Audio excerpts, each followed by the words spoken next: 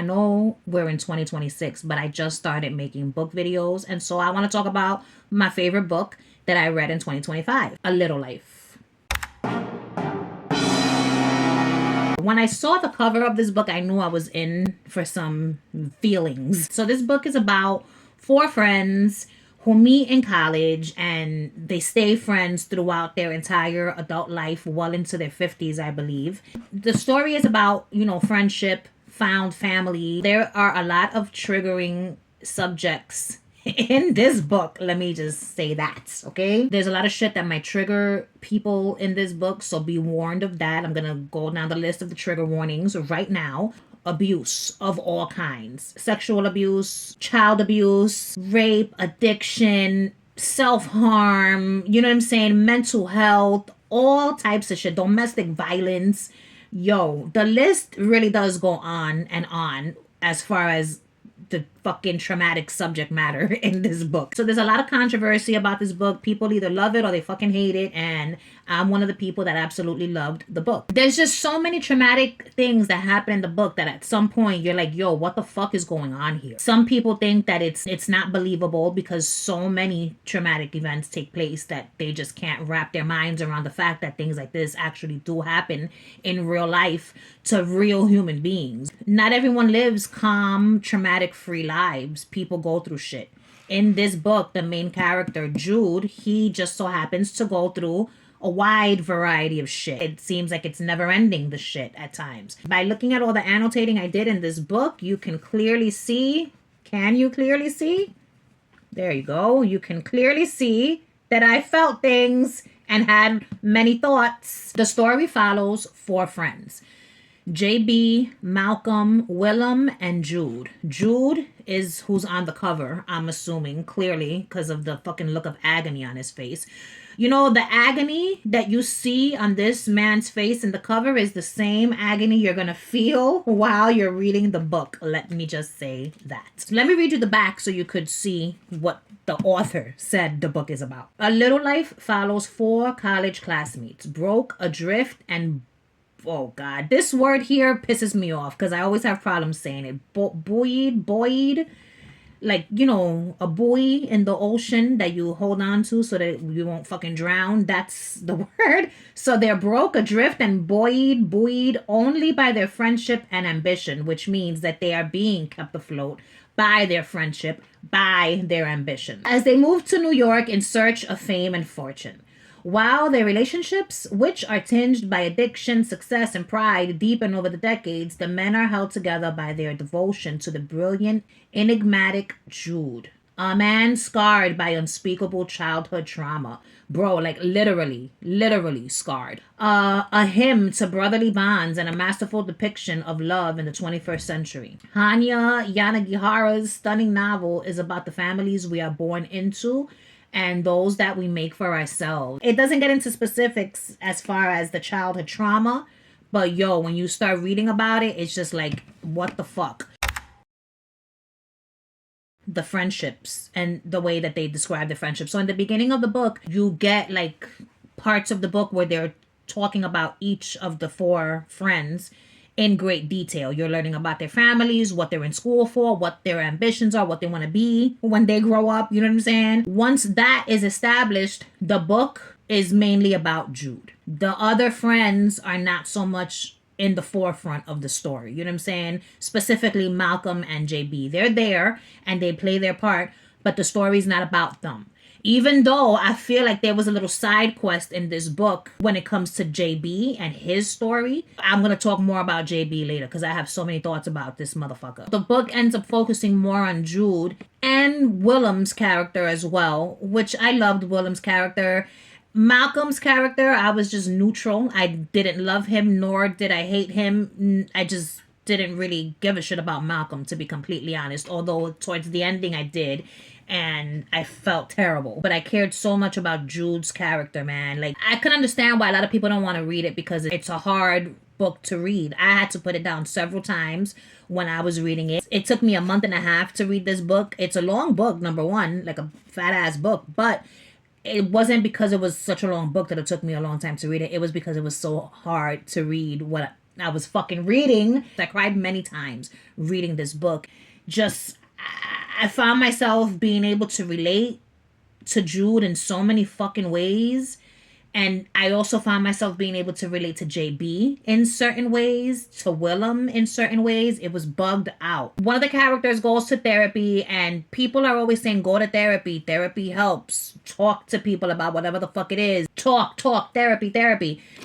And this book is a prime example that sometimes some shit cannot be fixed with therapy. You know what I'm saying? Like, therapy is not the answer to everything. And I think there was controversy surrounding this book because there were people saying that this book is like glorifying staying stuck in your mental health and not going to therapy. And I don't think that's what was happening in this book at all. I didn't get that feeling from this book. And so in this book, the therapy is not helping the main character, Jude. At one point, I thought that it was, and it wasn't. It be like that sometimes. One of the things that I loved so much about the book is how they portrayed the friendships, especially Willem and Jude's friendship, because these two, they were all four of them friends, but Willem and Jude, they always had like a special bond. In their college years, when they become roommates, living in that broke down apartment. Even though it was the four of them, it was always Jude and Willem. Basically, this book is just a testament to how sometimes some people go through shit and there's no coming out of it. How it says that Jude is a man scarred by unspeakable childhood trauma. That shit is putting it lightly. You know what I'm saying? Not only is he physically scarred, he's mentally scarred. His soul is scarred. His heart is scarred. He can't trust people. Like, the book describes him as being beautiful. You know what I'm saying? Inside and out. And he doesn't see that with himself. He doesn't see himself as being a handsome man worthy of love. He sees himself as some type of fucking decrepit monster who should be fucking hidden in the shadows at all times. And it's heartbreaking because you see how everyone around him views him, but he is unable to view himself in the same way.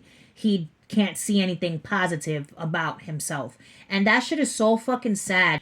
I was able to relate to Jude in more ways than I liked because it made me have to think about things about myself that I hadn't thought about. While I'm not handling what I'm feeling the way that Jude is handling what he was feeling, because it's two different things that has happened to us, it's interesting to see how someone else goes about it. You know what I'm saying? Like, you see how you handle shit in your life, and reading this book was just like the other extreme. So the book is just such a great fucking story about life, love, loss, the inability to be able to take yourself out of a place that you're stuck in. It also made me understand why people self-harm. You know what I'm saying? Like, when they describe Jude and what he's feeling, right before he does the things that he does to himself, I'm just like, my God, you know, I know that feeling of like your mind just doesn't shut the fuck up, you know, and it's just crazy shit. And the only way for him to stop that from happening is by hurting himself. How I stop that from happening is I eat an edible and then my mind shuts the fuck up. When I finished reading the book, I just said to myself, damn, that was one of the best books I've ever read in my whole entire life. And then fast forward a couple of months, I started thinking about JB. So spoiler alert, if you don't want any spoilers, I'm going to put like a time here so you can just skip to that. So you don't have to hear the spoiler if you don't want to hear the spoiler. So here it is, your final warning. I'm about to give a fucking big ass spoiler. So unfortunately, things do not end well in this book. And 3 out of the 4 friends die. And the last surviving friend is JB. And I remember thinking one day to myself, fucking JB, bro, like, he's all alone. Like, he lost every one of his fucking friends. And he's now in this world by himself, having to live with the guilt of shit that he's done because he does some really fucked up shit to Jude. He says some really fucked up shit to Jude at one point that some people might think is unforgivable. And I agree, it is kind of unforgivable because, like, damn, motherfucker, like, that's how you feel. But then at the same time, I understand why he said it. Look at the situation he was in, you know? Because JB's character suffers from his own addictions. And he was struggling. And they were trying to get him to go to rehab. And he said some real fucked up shit to Jude. And Jude forgave him. It took him a while, but he was able to forgive him.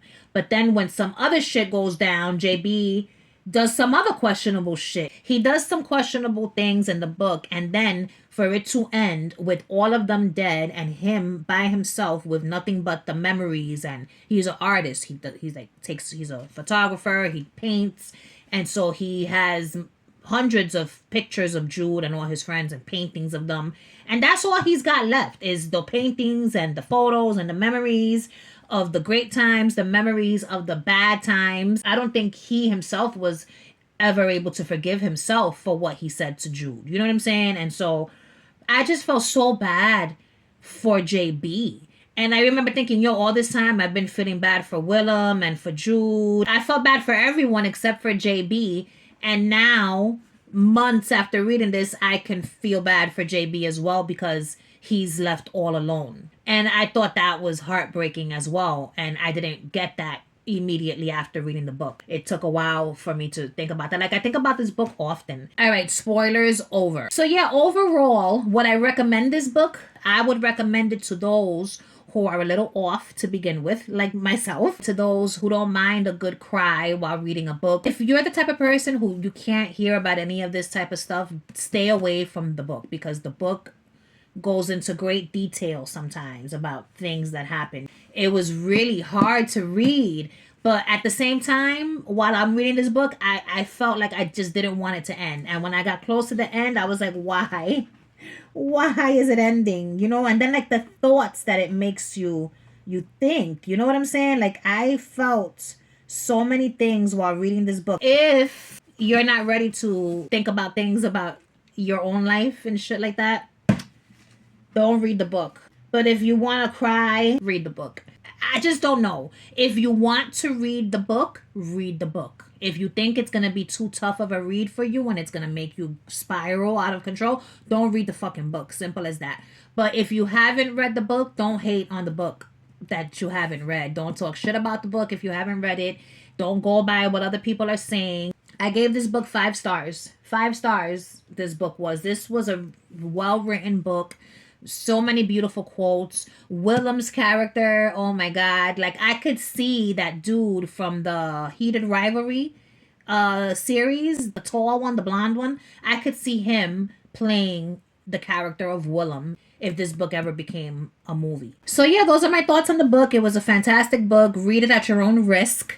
And that's it. If you're watching this video and you're one of the people that hates the book, that's fine. You are entitled to your own opinion. What I'm doing is giving you mine. If you do read it, get ready to be shocked on more than one occasion. Get ready to cry. Get ready to feel feelings of grief and sadness. And that's all I have. I gotta get the lighting situation under control because this is just not the move. All right, world. Thanks for watching. Bye.